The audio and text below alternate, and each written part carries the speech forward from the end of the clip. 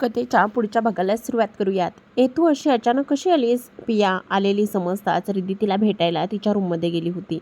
असंच प्रथमेशला थोडं काम होतं सो आलो. बॅग्स अनपॅक करत ती बोलत होती. चल काहीही बोलू नकोस. अगं हनीमूनला गेलेलं कोणी असं काम आहे म्हणून लवकर येतं का? बाकी कोणी येतं की नाही ते माहिती नाही, पण प्रथमेश मोहिते येऊ शकतो. बघ बाई, इतक्यातच तुला कंटाळला तो. लक्ष ठेव त्याच्यावर. उगाच तिला त्रास द्यायचा म्हणून रिद्धी बोलत होती. रिद्धीच्या बोलण्यावर पियाने मान डोलावली. लवकर का आलात ग? म्हणजे काम होतं की पिया वहिनी सारखं कोणी येणार ग? अगदी उत्सुकतेने रिद्धीने विचारलं, पण नंतर दोघींच्या चेहऱ्यावर नाराजी पसरली. सॉरी म्हणजे ते ना, रिद्धी अगदी उदास आवाजात बोलत होती.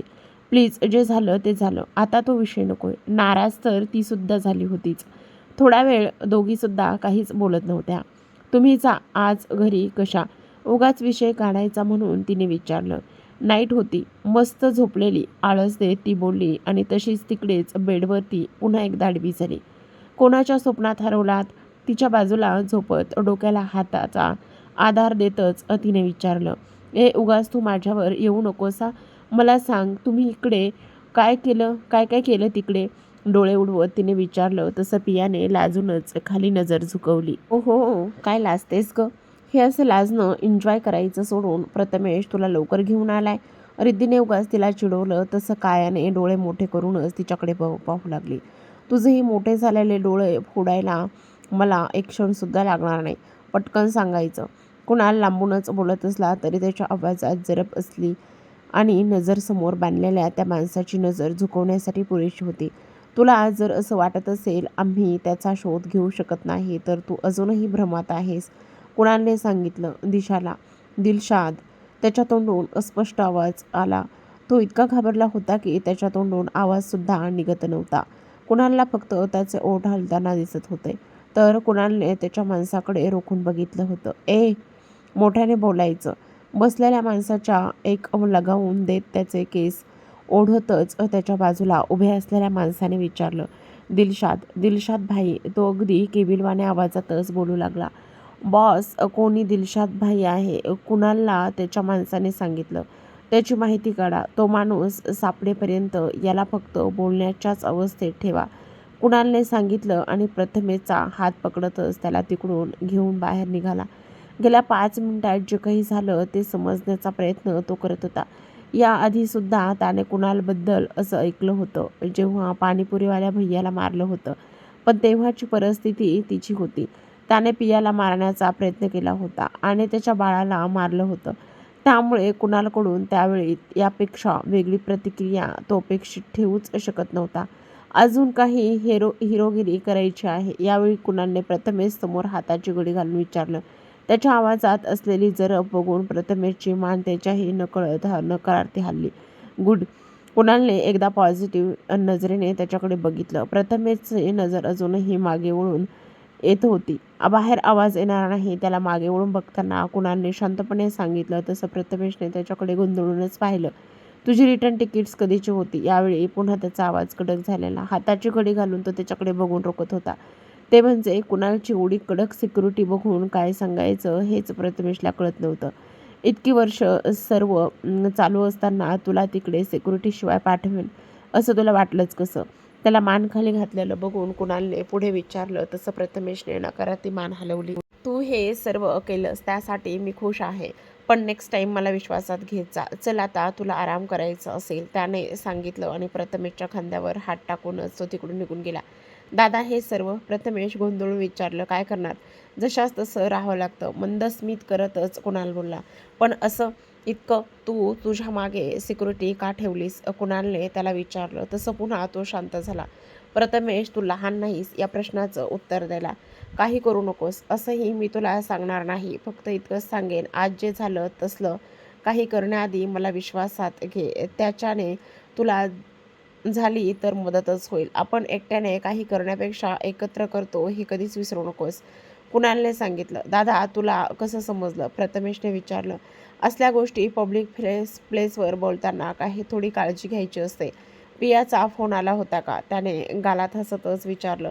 तसं प्रथमेशने गालात हसतच खाली बघत केसातून हात फिरवला. आय होप तू सर्वांसाठी गिफ्ट घेण्याची तयारी ठेवली असशील, त्याने हसतच विचारलं. त्याच्या बोलण्यावर प्रथमेशसुद्धा गालातच हसला. यावेळी डबल गिफ्ट्स द्यावे लागणार आहेत, प्रथमेशने हसतच सांगितलं. काही क्षणापूर्वी काही झालं हे सुद्धा त्यांच्या वागण्या बोलण्यात नव्हतं. काही बोलू नको तू. तुमचं काय चालू आहे ते काहीच कळत नाहीये मला. कविता ताई पियावर ओरडत होत्या. आई तू सर्व गोष्टींचा राग माझ्यावर का काढतेस? पिया वैतागतच बोलली. दोघांना फिरायला जायची काही गरज होती का? आणि तुझा नवरा, त्याला तर काही बोलण्याची सोयच नाही. आई हे बघ, मी थोड्याच वेळासाठी आली आहे.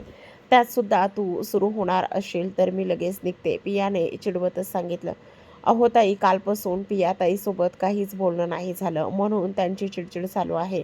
कौस्तुभची बायको तिकडे येत बोलली. मला सुद्धा माहिती आहे, माझं सुद्धा काहीच बोलणं नाही झालं, पण म्हणून माझ्यावर का चिडते ही? हिचं ना आधीपासूनच तसं करणारी पिया आणि भरणारी म्हणजे ओरडा खाणारी मी. ट्रेमधला ज्यूस हातात घेऊनच तो पितच पिया सांगत होती. हो तर ओरडा खाणारी मी म्हणे. जसं काही रोज तुझ्या मागे मी ओरडतच असायची. कविताताई पुन्हा तिच्यावर ओरडल्या. पिया तुला सांगू, इथे आल्यापासून तिचं हे असंच चालू आहे. तिकडे आजूबाजूला होते त्यांच्याशी बोलताना ओरडायची, त्यामुळे घरात आपल्याला कमी ओरडा मिळायचा. आता तोंड सगळा राग ती आमच्यावरच काढत असते बघ, खास करून माझ्यावर. विचार करतोय आम्ही दोघे पुन्हा आपल्या जुन्या घरी राहायला जायचे, दामोदरराव बोलत होते. कशाला? तसंही रोज जाऊ शकता की? कुठे लांब आहे? समोरच तर आहे, पिया काहीशी रागातच बोलली. दिसायला समोरच असलं तरी ते काही पावलांचं अंतरच खूप मोठं वाटतं ग. एका बिल्डिंगमध्ये असणं आणि येता जाता भेटणं खूप फरक पडतो. आता सकाळची चहा त्यावरच्या गप्पासुद्धा बंद झाल्यात बघ. काहीसं भावूक होतं. दामोदरराव बोलले तसं पिया शांत झाली. थोडा वेळ कोणच काहीच बोलत नव्हतं. थोड्या वेळाने पियाचा फोन वाजला, तेव्हा तिकडची शांतता भंग झाली. तुला घेऊन जाण्यासाठी आले असतील ना? कविताताईंनी चिडून विचारलं. तसं पियाने होकारार्थी मान हलवली. गालात हसू होतंच. पिया अगं थोडे दिवस राहायला ये इथे. मी तेव्हा तुझ्या वाईटांसाठी नव्हती बोलत, अजून किती राग धरणार आहेस? कविताताईंनी डोळ्यांना पदर लावला. आई ते जाऊ देत ना, चूक बरोबर मला नाही विचार करायचा आणि मी अशी अधूनमधून जाते ना, झालं तर मग. पिया समजवण्याच्या सुरात बोलली. धावत येतेस आणि पळत जातेस. एका दिवसासाठी तरी राहायला ये. बघते चल मी निघते आता, वाट बघत असतील ते माझी खाली. किती वेळ यायला? ती आली तसं काहीच चिडतच कुणालने विचारलं. नेहमी तर ऑफिसमध्ये जास्त वेळ काम असतं, मी इथे येते त्याच दिवशी बरं तुम्हाला घरी लवकर जायचं असतं. नजर बारीक करून तिने मात्र डोळे मोठे करतच त्याला ऐकवलं होतं. हा मग उगाच माझा मूड चेंज झाला आणि तू तिकडेच राहिलीस तर उगाच रिस्क कोण घेणार? न बाबा, मी इतकी मोठी रिस्क नाही घेऊ शकत. उगाच नकारार्थी मान हलवतच त्याने हातवारे खूप काही सावरल्याचा आव्हान लागला. ती हाताची घडी घालून त्याची नाटकी बघतच होती. तुझ्या माहितीसाठी सांगतो, माझ्या सासूबाईंना माझी ॲलर्जी आहे. उगाच तू तिकडे गेल्यावर ते तुला काही बाई सांगून माझ्या विरुद्ध भडकवत असतात, म्हणून मला लवकर यावं लागतं. पुन्हा त्यांची नाटकी चालूच होती. तर ती तिचं हसू अडवत त्याच्याकडे बघतच बसली. हे असं बघत बसशील ना तर मी ड्राईव्ह नाही करू शकत. मग मी नाही केलं तर मला बोलायचं नाही. त्याने तिच्याकडे एक बोट करतच पुन्हा नाटकीपणे म्हटलं. तसं तिने खिडकीच्या बाहेर बघितलं. खूप असू येत होतं तिला. समोर बसलेला किती नाटकी होता. कधी काय वागेल सांगू शकत नाही. अगदी तसाच. कुणाल पियाला फोन लागत नाही. प्रथमेश दादांना सुद्धा लागला नाही फोन. मला काळजी वाटते, काही वेळाच्या शांततेनुसार तिने सांगितलं. इथे नवरा बाजूला बसला असताना तुला बहिणीची आणि दिराची आठवण येऊच कशी शकते? पुन्हा त्याच्या आवाजात नाराजी पसरली. तसं तिने नकारार्थी मानच हलवली. आता काहीही विचारा असलीस नाटकी उत्तर मिळणार होती तिला. त्याचा हा प्रसन्न चेहरा तिला नेहमीच आवडत होता. पण त्याची ही असली उत्तरं असली की त्याला काय विचारायचं हेच तिला समजत नव्हतं. त्याने नाटकी केली, पण ते दोघे घरी आल्याचं सांगितलं नव्हतं. उगाच तिला ते असल्याचं सांगून त्याच्या पुढच्या प्लॅनची वाट लावायची नव्हती. मूव्हीला जाऊयात, त्याने विचारलं. तसं ती नजरेत प्रश्न घेऊन त्याच्याकडे बघू लागली. मूव्हीला कुठे? घरात थिएटर असताना हा मूव्हीला जायचं विचारतच होता. म्हणजे काहीतरी नवलच वाटत होतं. लग्नाला 3 वर्ष झाली होती आणि पण या 3 वर्षात त्याने कधीच तिला मूव्हीसाठी म्हणून कधीच बाहेर घेऊन गेल्याचं तिला आठवत नव्हतं. मूव्ही तर ते नेहमीच बघत होते, पण ती प्रत्येक मूव्ही घरात लागायची. कुठे म्हणजे थिएटरमध्ये. ब्लॅकने तिकीट्स आणले आहेत, बाल्कनी कॉर्नर सीट. त्याने डोळे मिचकावत सांगितलं. तसं तिने पुढे होत त्याच्या कपाळाला हातच लावला. कुणाल, तुम्ही ठीक आहात ना? न राहून शेवटी तिने विचारलं. तो काही बोललाच नाही. ऑनलाईन तिकीट्स मिळत असताना तुम्ही ब्लॅकने तिकीट्स घेतले. तो काहीच बोलला नाही, म्हणून तिनेच न राहून पुन्हा विचारलं. मूड स्पॉइलर, तिकीट्स काढलेत आणि आपण जातोय, त्याने चिडूनच सांगितलं. घरात थिएटर असताना आपण बाहेर का जातोय? घरात मूव्ही लावला की बाकीचे येऊन आपल्याला बघतच बसतात. असं थोडं चालतं. थोडी म्हणून प्रायव्हसी देत नाहीत. उगाच त्याची चिडचिड पुन्हा एकदा चालू होती. प्रायव्हेट थिएटरमध्ये तुम्हाला प्रायव्हसी मिळत ती तुम्हाला पब्लिक प्लेसमध्ये बाहेरच्या थिएटरमध्ये मिळणार नाही. वा. तिच्या बोलण्यावर तिलाच हसायला आता येऊ लागलेलं होतं. हो चल, त्याने गाडी पार्किंग करतच सांगितलेलं. अहो, घरी सांगितलं नाही ना? मी सांगितलं आहे. आता चल, मूव्ही चालू झाली असेल, त्याने सांगितलं. तसं नकारार्थी मान हलवतच ती गाडीतून खाली उतरली होती. असं थिएटरमध्ये जाऊन मूव्ही बघणं, बाहेर मस्ती करणं हे ती नेहमीच मिस करत होती. पण ते मूव्ही त्यांच्या घरात तिला शक्य नव्हतं. ते सुद्धा तिला माहिती होतं. चेहऱ्यावर हसू घेतच ती त्याच्यासोबत चालत मॉलमध्ये गेली. मिळाली ना पब्लिक प्लेसमध्ये सुद्धा प्रायव्हसी. अगदी कोपऱ्यात असलेल्या सीटवर बसून तिने त्याच्या खांद्यावर अगदीच डोकं ठेवलेलं होतं. तेव्हा त्याने हळूच विचारलं. समोरची नजर अजिबात न हटवता तिने फक्त हुंकारा दिला. तो शांतपणे हुंकारला. ती अजूनही त्याच्या केसातून हात फिरवतच त्याच्या चेहऱ्याकडे बघतच होती. थकला आहेस तर आराम कर ना. झोप शांतपणे. तिच्या मांडीवर असलेलं डोकं तिने खाली ठेवत त्याच्यापासून ती लांब झाली तसं त्याने तिला बसवत पुन्हा तिच्या मांडीवर डोकं ठेवलं गेलं. पिया, मला दादासारखं बनणं कधी जमेल ग?